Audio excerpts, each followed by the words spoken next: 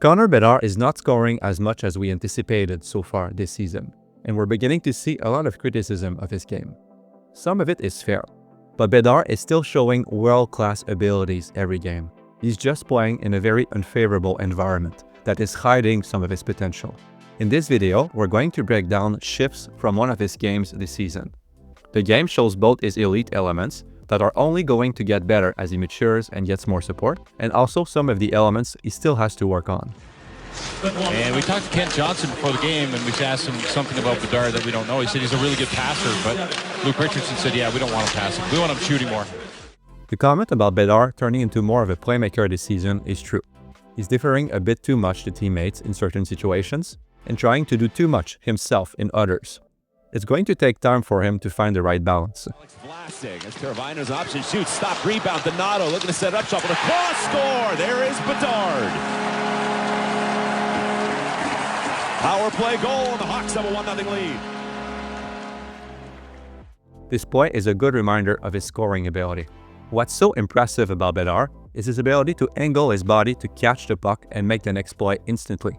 He catches that puck with his weight already transferred for the shot, and it's on and off his stick instantly, before the goalie has time to close the hole in his coverage.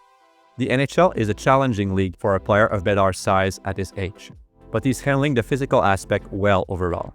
This is a good protection sequence. He scans the ice for options, gets low on his skates, keeps body positioning and space between him and the boards, and he makes the next play. The puck unfortunately exits the zone, and the Hawks have to regroup and get back in. And Bedard is going to make a really smart play that should have turned into a goal. Martinez, one of those veterans acquired in the offseason, just has not clicked for the Blackhawks. There was quite a bit of excitement. Here comes Bedard again. Loads up, shoots, that stop, the rebound goes wide. He looks ahead, sees that the defense is not ready for him, and he charges through. He knows he has direct defensive pressure, and not a very good shooting angle at the net, so he fires on the pad to create a deflection in front. You can clearly tell that he's waiting for the goalie to move far out of his net and for the right angle to appear to make his shot pass, and he hooks the puck directly on the pad. But like it often happens with the Hawks this season, the play doesn't turn like you'd expect. This is supposed to be a set play here off the face-off. Usually wingers skate up ice and the puck is chipped to create a race, but instead the defenseman makes a bump pass. Maybe it was the winger's job to stay low and catch that pass, or it was simply a misplay. Bedard makes the breakout pass himself. I don't want to spend too much time breaking down the Hawks structure this season, but as it affects Bedard's game, we have to talk a bit about it. Columbus attacks, Bedard is well positioned defensively in the sequence, and he makes a second breakout pass. He could break free with a backhand pass from Taylor Hall here, but the window is missed. The sequence again ends in a turnover, and Bedard has to come back on defense for a third time. I don't fully understand the Hawks' defensive zone system. Maybe the Hawks have rigid duties in the defensive zone, and Bedard has to take his spot down low as he's the center. But usually teams don't play that way. Whoever is first in the zone becomes the low forward, and Bedard should stay up as a result. The sequence gets even more confusing as it's Bedard who actually goes to pressure the puck carrier here, and his defenseman who stays back and covers the passing lane. And then the Hawks seem to move to a man-to-man system when the puck gets high in the zone. Bedard's pressure does create a turnover, but this whole sequence was a bit hard to read in terms of system analysis, and I'm guessing Hawks players are a bit in the same situation this season. And there's the same confusion in the next sequence. Either Bedard is moving too close to the puck carrier, over backchecking, and then giving too much room to the opposition on the other side of the ice, or that's what he's supposed to do, because he's a center and that's how centers act in this system. But I'm guessing it's Bedard being not flexible enough here, and getting too close to the puck. The pass goes right by him, and that's a great one-timer goal. The middle, here's Severson, Johnson, The Hawks didn't draft Bedard for his defense, and I'm not sure it's going to improve that much playing in a confused, rebuilding team. That side of his game doesn't matter too much right now, but it does have an impact on his ability to generate offense. Bedard doesn't have the puck on his stick enough, and when he does, his options are not that clear.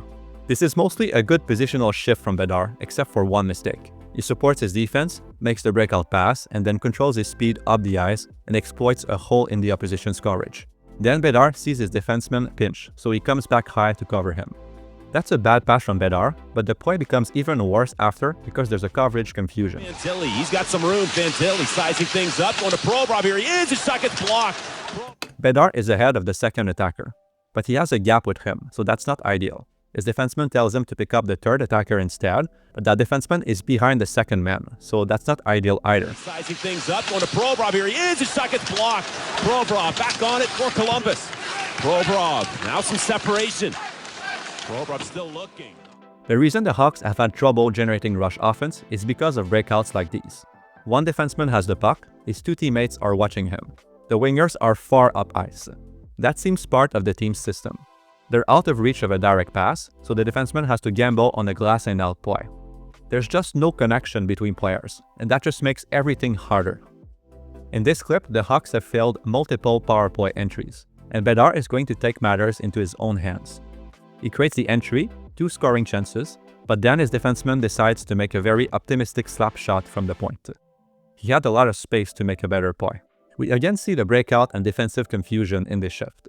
The puck gets shot in, there's a rim pass, and immediately Bedard and Kurashev skate for the neutral zone. And the last winger is coming in after a change. It's getting clearer now that the Hawks are playing a zone system, but it's a bit extreme.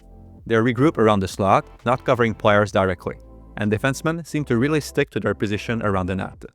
Bedard first plays a winger role here, and then he switches back to center. He goes to pressure the puck carrier at the end, which is fine, but nobody covers the 2 attackers in the slot. It's hard to learn defense when you can't really find your place in the structure, and you can only make wrong calls as a result. Werenski, 15 points in the last 8 games for Provorov, and he slides a forward cylinder. Bedard is going to try his best to generate offense in this next shift, but his teammates are not seeing the same opportunities. This is a 2-on-1 with a good head start. Bedard is skating, but Kurashev slows down, which forces Bedard to also drop his momentum and wait for his option. This is a good example of why it's so hard for Bedard to find the right balance between deferring to teammates versus making the play himself. The best play here is the pass, and Bedard needs that option to make his shot even more threatening anyway. He has to make the goalie respect that potential pass. He could shoot, but he's facing a set goalie in a straight line. It's a difficult shot to make even for a world-class scorer like him.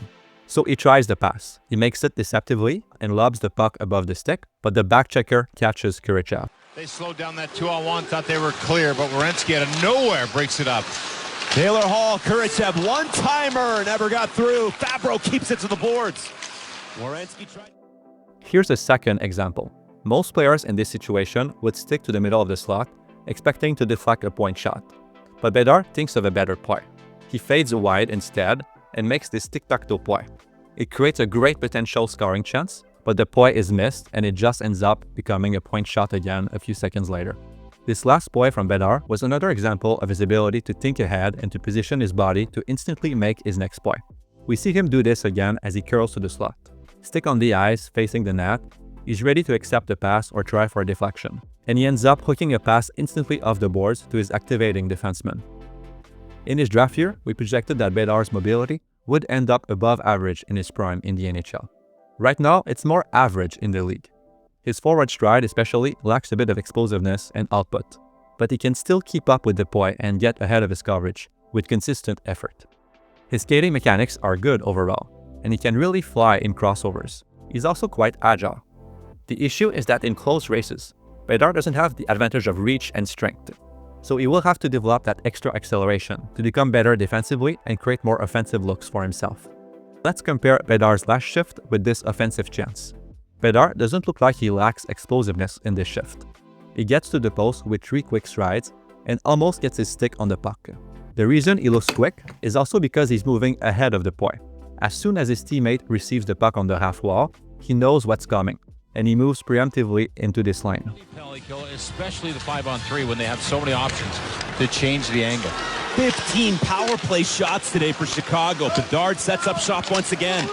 Teravainen to his right, Alec Martinez. 26 to go in the 2-man advantage.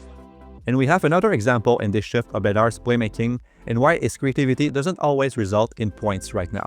He gets the puck on a breakout, moves it, gets it back, and drives to the middle. What do you think he does here? He has 2 passing options, but the backhand pass makes the most sense. Bedard sees something else. He spots the gap inside, handles around 3 sticks, sees his teammates across the ice, and he has the presence of mind to fake the back pass to give time to his teammate to attack this gap. It looks like Bedard is missing his pass, but he's not. The gap in the opposition's coverage is clearly here, and that's the only place where Bedard can send the puck. He made a highly difficult play, but he just lacked the support to finish it. And to end the game, here's another play created out of nothing. Gets far enough. Most of that change completed for the Blue Jackets, steered in by the Hawks. Out of the crease is Elvis Versleekens. Today is 6 straight starts. Bedard for Vlasic with some room. Steps a shot on. Bedard is capable of making plays that few can see and fewer can execute. There's no reason to worry about him. The weaknesses we see in his game are either a consequence of his young age in the NHL, or more often than not, the result of playing in a loose system that doesn't fit his strengths, alongside teammates that can't see the game like he does. He has elite vision, and when he gets more playmaking support from teammates, we're going to see his world-class release a lot more. He's as close to a superstar guarantee that you can get in this sport. Good play there by Bedard. That allows the Hawks to take off. 3 of them over the line. They have numbers in the zone. Here's Bedard with a shot. Scores! What a goal! Connor Bedard! So that's it for this video. If you enjoyed it, please like and subscribe. You can also check out epringside.com for more prospect analysis.